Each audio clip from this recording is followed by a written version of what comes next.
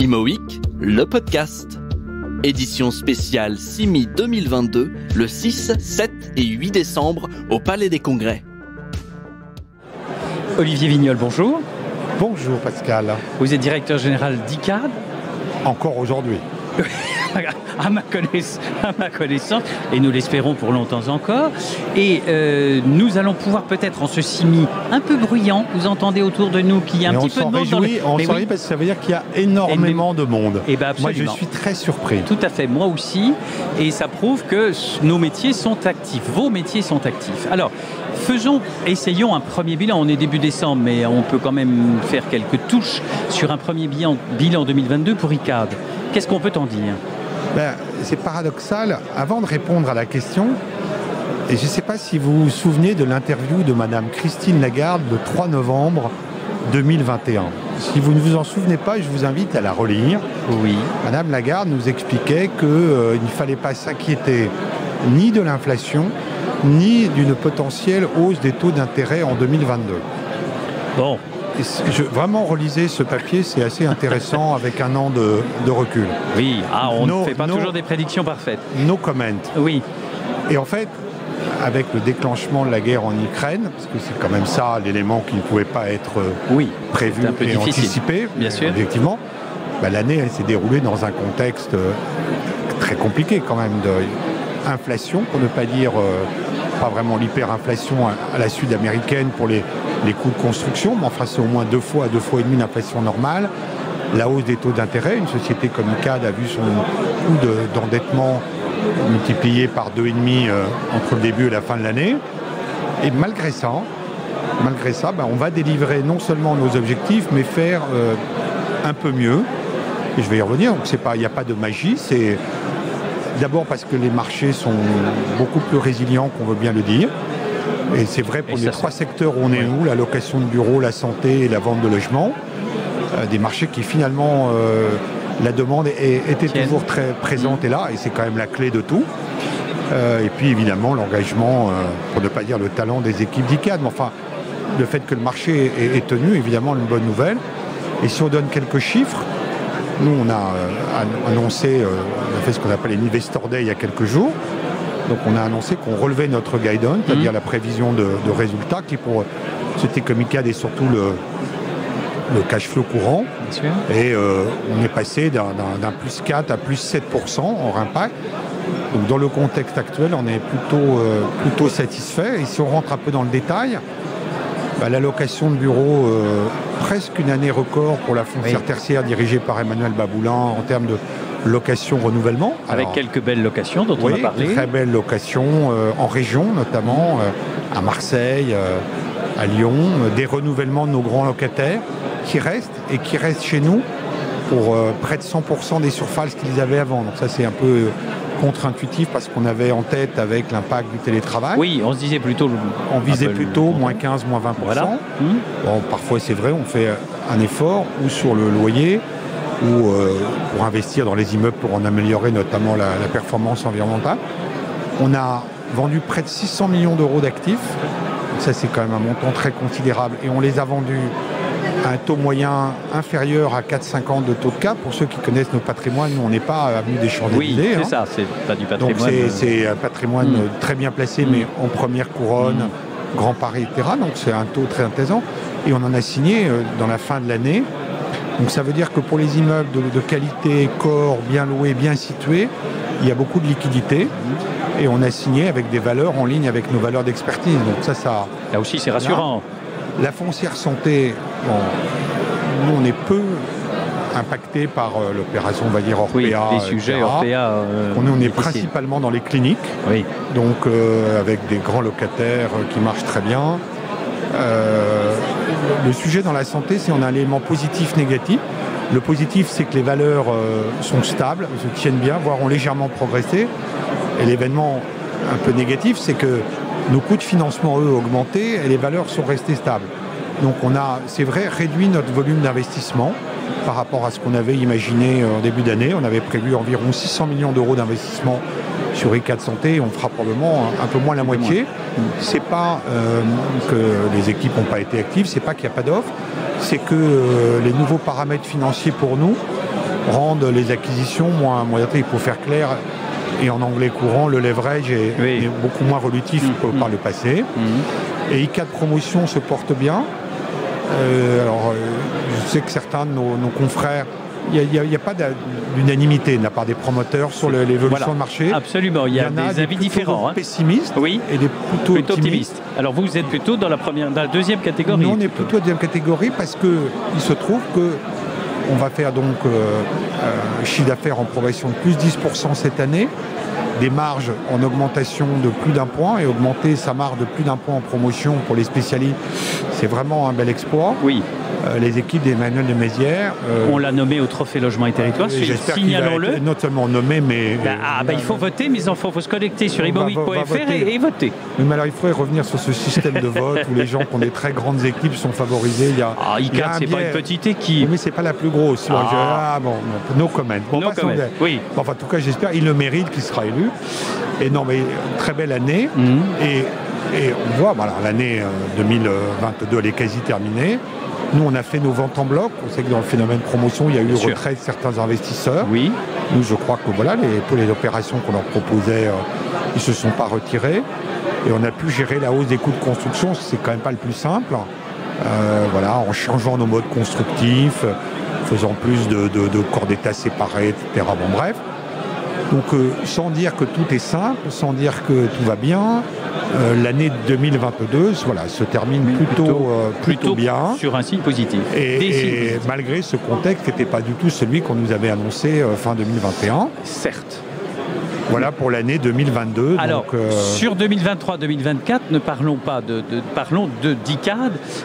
Comment voyez-vous l'avenir de la maison promotion foncière? On a plusieurs phénomènes. Donc, d'abord, nous, on finit cette année un plan qui était un plan 2019-2022. Alors, on l'a un peu oublié parce que sur 4 années de plan, on s'est pris 2 années de Covid et l'année 2022. Là. Donc, finalement, on a géré pendant près de 2 ans, 20 mois, les urgences Covid, etc. Les problèmes d'immeubles fermés, de chantiers fermés, les problèmes sanitaires. Et puis, cette année, on a géré ce swing inflation, taux d'intérêt. Mais on n'a pas oublié, donc on avait annoncé un plan, et donc on va faire d'abord un bilan de ce plan. Donc ce qu'on a finalement commencé, on va terminer par ce qu'on a fait de bien, etc. Ce qu'on n'a pas fait, c'est l'introduction en bourse d'ICAD Santé. Dans le plan, c'est probablement peut-être on avait été trop ambitieux sur le prix, etc. Mais enfin, dans le plan, dans ce qu'on avait annoncé, ça on n'a pas fait. Et qu'est-ce que vous avez fait? Alors, ce qu'on a fait, parce que ça, c'est le plus important, on a fait les programmes d'investissement, on a fait les programmes de cession, plus de 2 milliards de cessions. On a fait notre plan d'investissement dans la santé, malgré le ralentissement que je signalais. On aura fait 40% de notre plan qui va jusqu'en 2025 sur la santé, à fin 2022 avec plus d'1,2 milliard. Et Emmanuel de Mézières, qui était arrivé au tout début de ce plan, parce qu'il nous a rejoint mi-2019, donc il avait pris un peu le train en route, si je puis dire. Il a rattrapé, malgré le Covid, puisque c'est quand même pour nous la promotion qui a été le plus impactée par la crise Covid, avec l'arrêt des chantiers, etc. Donc on a vraiment délivré la quasi-totalité des éléments opérationnels de ce plan. Et sur le plan financier, on avait promis à nos investisseurs, à nos actionnaires, une hausse du cash flow de 4,5% en moyenne sur la durée du plan, qui est pas mal, et on a fait 4%. Alors, on n'y est pas complètement, mais quand on voit comment 3 années sur 4... Les circonstances un peu difficiles pour dire une litre. Moi, je ne veux pas tomber dans l'évaluation, mais enfin, je rappelle juste à tout le monde, sur 4 années de plan, 2 années de Covid et une année 2022, que je ne sais pas comment on peut la qualifier, et on a quand même délivré. Donc les sujets pour ICAD, c'est il y a 2023 et puis le nouveau plan. Donc je ne vais pas entièrement répondre à la question parce que alors 2023, on s'est déjà exprimé sur le sujet. Nous on a dit que on a des éléments positifs en 2023. L'indexation des loyers qui va nous aider, même si elle a sa contrepartie négative, donc on va mais l'indexation des loyers. On améliore, puisque le marché locatif bureau a retrouvé des couleurs, donc on va améliorer nos taux d'occupation. Les loyers de la santé sont toujours là et l'activité d'ICAD Promotion devrait être en 2023 encore en croissance de l'ordre de 10%. Et puis on parle toujours, ça c'est le côté des activités actives, mais enfin le côté ce qu'on appelle le passif, notre endettement. Nous on a sécurisé des endettements à taux très attractifs pour encore pas mal d'années. Donc ça c'est les éléments positifs. De l'autre côté, dans les éléments négatifs, on a toujours l'inflation sur les coûts de construction. Alors on dit que l'inflation va ralentir. Quand certains ministres bien connus disent l'inflation va ralentir, les gens qui n'écoutent pas bien peut-être se disent oui, ça va donc baisser. Non, ça va ralentir la progression. C'est l'inflation qui va ralentir. Oui. C'est-à-dire que c'est la hausse qui va ralentir éventuellement. Comme l'inversion de la courbe du chômage, pour ceux qui avaient à l'époque pas bien écouté ce que ça voulait dire. Absolument. Les gens avaient compris que le chômage va baisser. Non, c'est la courbe qui va augmenter. Voilà, la courbe va... Donc l'inflation va peut-être, dans les éléments négatifs, être moins forte. Oui, mais quand même. On voit encore les coûts de construction progresser et sur un niveau qui est déjà... Voilà, on a accepté, on a fait, comme je dis, beaucoup de cessions. On est plus prudent sur les investissements, donc on va être des investisseurs nets. Donc il n'y a pas besoin d'avoir fait 15 ans de finance à Wharton pour savoir que quand on vend plus que quand on achète, les loyers diminuent. Oui. Voilà, donc ça c'est là. Et ce que je disais sur la santé va probablement continuer, c'est-à-dire qu'en 2023, réduire probablement le montant des investissements.